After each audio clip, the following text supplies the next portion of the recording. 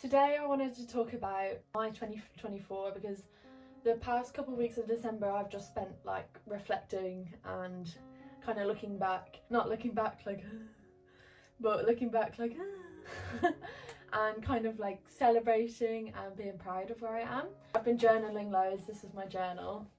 Isn't it just gorgeous? My boyfriend bought it for me. Like fairies on it. I love it so much. 2024 for me has been a real year of healing. It's been a real year. I've been focusing a lot on my own well-being, my own sort of mental health. It's been the most wonderful, transformative year of my life. I feel like that sounds so dramatic, but I just like I'm feeling it. I'm looking back and I'm like, oh my gosh, like I wish I could speak to myself at the start of the year, because if she knew where I was going to be now, she'd be so blagged. Just hope that me sharing this helps someone else maybe pick up a new habit or a new routine that helps your own well-being, because we've got to look after ourselves first and foremost. This is actually quite a good little journal prompt. I'll list them down below in the description box for you guys if you guys were kind of looking for somewhere to start. But I just went through and I started off with moments of joy, so moments in my year that made me feel good, made me feel happy, that made me feel joy. One of the things that I've really been working on this year is just improving the relationships with the people around me. I tend to isolate myself and withdraw quite a lot, and a lot of my like teenage years I just was not involved in my family at all.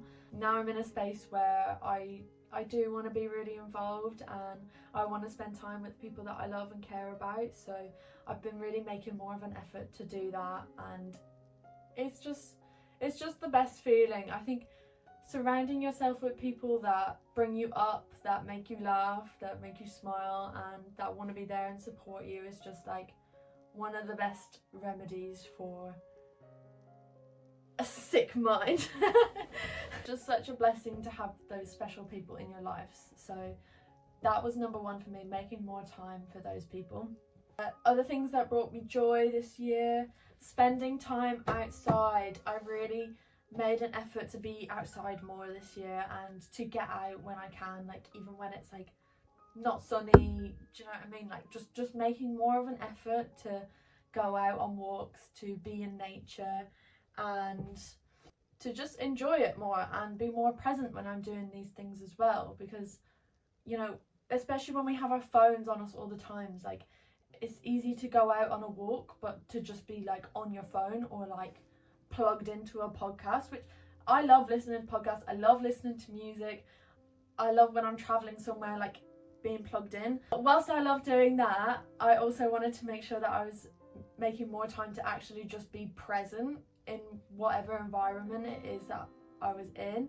So that's listening to the birds, that's, you know, listening to the wind in the trees. I feel like it's much more grounding. Like people say when you're having a bad day, like go out on a walk, and I do that, but I go out on a walk and like listen to sad music or something like that, and that just doesn't help. That just didn't make me feel better. So it's going out on a walk, but like on a conscious walk.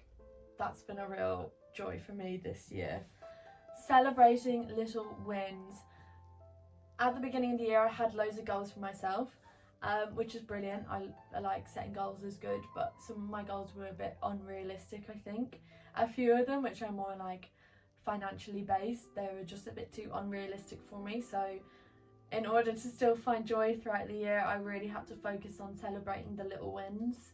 I think this is just something that is important throughout life, like celebrating the little moments, having gratitude for the little moments, and making a deal out of them, because I'm so used to just focusing on the negative and making a deal out of what's not gone right or what's gone wrong and what's not gone my way, and to just tweak it and sort of shift the perspective a little bit more towards what has gone good, and oh, that was a really good moment, I'm gonna really sit and enjoy that, and I'm gonna write about it in my journal. It just makes my days brighter. it makes my mind a happy place. So that has been a major joy for me this year. Some of these are so cute, but I'm not going to share them with you because they're like personal little things. I'm a small business owner, and I'm just really proud of that because I did that all by myself, and I learned about it all by myself, and I did all the fucking adult things all by myself, like doing my own taxes. Like, sorry? Like, if you told that to me last year, I would actually be like, you're joking, like there's no way. But I did it, and whilst it's brought me a lot of stress, it's also brought me a lot of joy, so I'm happy that I did it. Now, here's what I wanted to move on to. This is kind of like the bits that I really wanted to talk to you guys about. So, how have I prioritised my well-being this year? First 6 months of the year was really like business, like setting up my business, getting myself sorted. Like, it shifted to my own well-being because the universe said, hun, you need to get yourself sorted first before we give you all your abundance. I said, okay. But you know what, I'm so glad that I did, because that's where it all starts. Like, everything starts with you and your inner world, and our inner worlds are a reflection of our outer worlds, and mine for the longest time has just been like quite dark, confusing. I've just been lost. So to feel more connected to my inner world is honestly the biggest blessing, and this is one of the things that have come out of me prioritizing myself and my well-being and filling up my own cup. So how did I do that? To begin with, I think I hate the word routine because I'm from Ireland originally, from Dublin, and we moved over here when I was like 10 years old. So we moved over to the UK when I was like 10, and I went into year 6, and I had to wear a uniform, and there was like a class timetable as well. So every Monday was the same, every Tuesday was the same. There wasn't anything different, and that was something that I remember really struggling with. Being like a 10-year-old, I didn't want to wear a uniform, which that's just, yeah, fair enough. But I really did not like the repetitive routine of it all.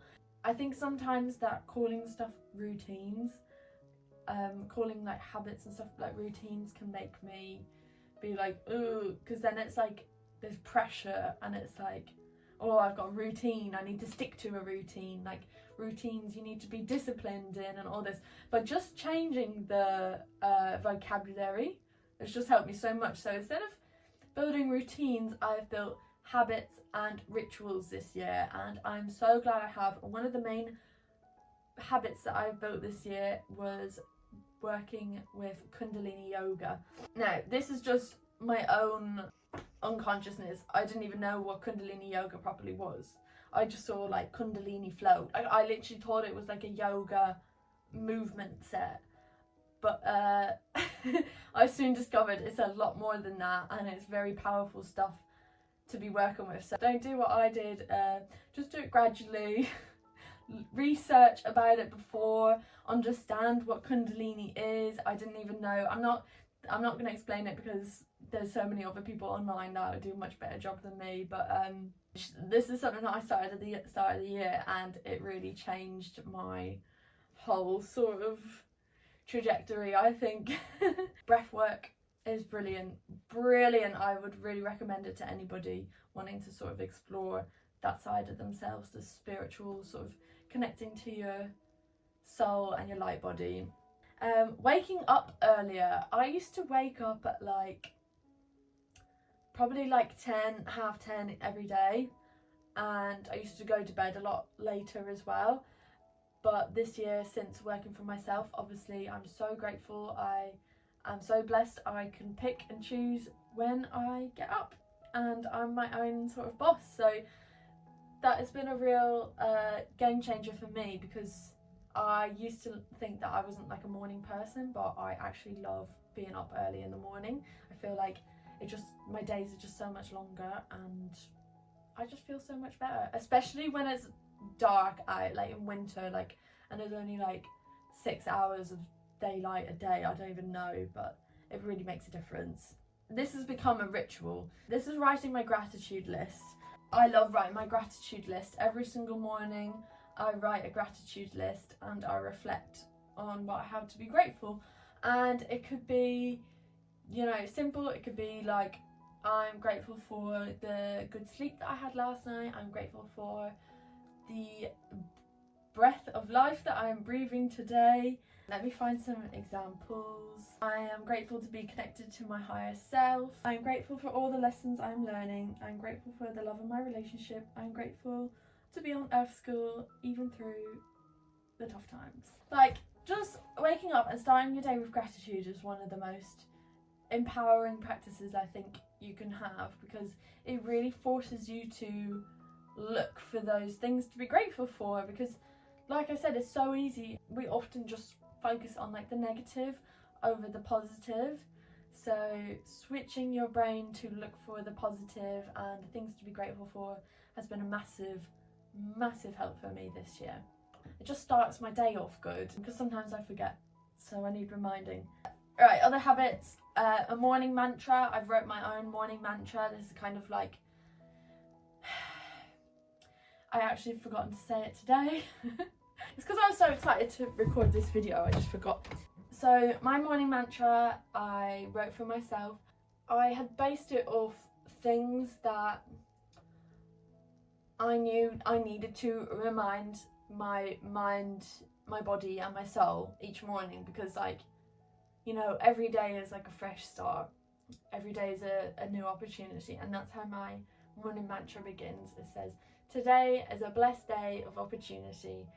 I am grateful to be a soul of love and source energy incarnate on earth today. But I'm not going to tell you it all because it's my morning mantra.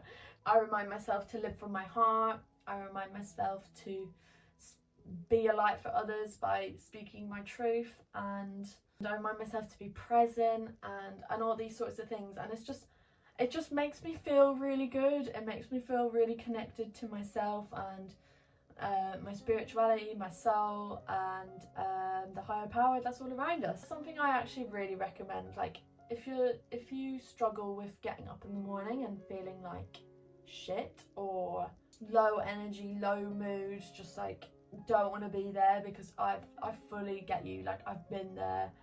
Write yourself a morning mantra, go online and research about mantras, find different ones and write your own. Mine is like the size of like an A5 page, and I say it every single morning when I get up, and it just makes me feel so much better. These are my valuable lessons that I've learned from this year. I could probably go on, but this is just what I've written down. This is my first one. I am a human being, not a human doing. I think that's quite self-explanatory. Yeah. It's better to slowly and consistently move forward than through bursts of energy than drive. This is so true. One of the things that really helped me move slowly and consistently is these habits and these rituals that I've developed. It helps me keep on track, and it gives me a good place to start my day from each day and then build on top of. The next one is to ask for help. It's okay.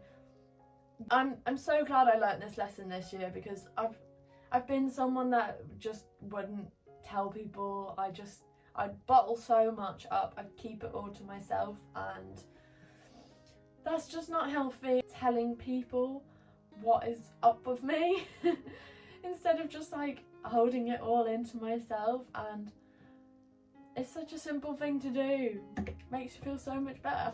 So I'm glad I've learned that. I feel like some of these are really obvious, or maybe obvious to you, but like these are all just things that I just forgot and I'm learning again. So, oh, next one, drink water. Drink lots of water. You don't have to have all the answers to take a step forward. This has been a big one for me, especially with like starting my own business.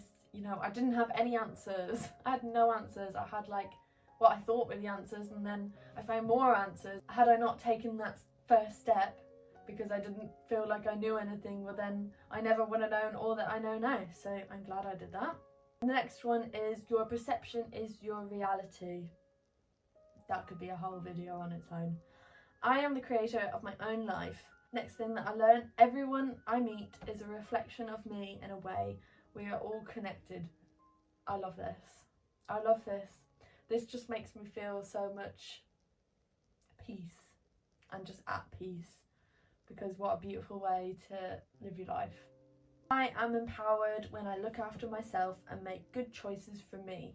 That is where true power comes from. It's from within, it's from yourself, and it's from making good choices for you. And the last one is, it is not selfish to put myself first. What a year. What a year. It's not been at all what I expected it to be, but that's okay. That's why I think I'm learning to let go of my expectations. I think it's good to have like an idea of where you want to go and like a plan, you know, to have goals, like I said, but to also have room to be flexible, to be adaptable, and to just let whatever life has in store for you unfold, because it is such a journey, and I just feel like I've been on such a journey this year, and I just wanted to share that with you guys, because maybe there's some bits in there that might apply to you and your life, and that you can see yourself doing. And yeah, I'm just really grateful for where I am today. I'm grateful for where I'm going. I'm grateful for the direction that I have in my life, and I'm so grateful that I've made this channel, because that was not in the cards at all for me this year, and it's just emerged through the haze, through the fog of all this well-being and looking after myself, and this is what I feel drawn and called to do. And I'm just so glad like that this is the journey, and this is where I've been brought to and led to this year, and I'm just really excited for whatever next year has in store for me. So I really hope you guys liked that video. I hope you gained some wisdom, some valuable information, and maybe you can look at doing your own little 2024 reflections. Like I said, I will leave my prompts in the description box. I didn't go through all of it today because I didn't realise how long this was going to take me to talk about, and how much I actually have to talk about. But I'll leave the journal prompts in the description anyway, so if you wanted to follow something similar to what I've done here today, you can do that, and I would really recommend it, because I think it's good to stop near the end of the year and look back and reflect, so that we can go into next year with more clarity, more focus, and just go into next year ready to learn new lessons. I really hope you guys liked the video today. I hope you're doing well, and I shall speak to you guys soon. Right, love and light. Love and light.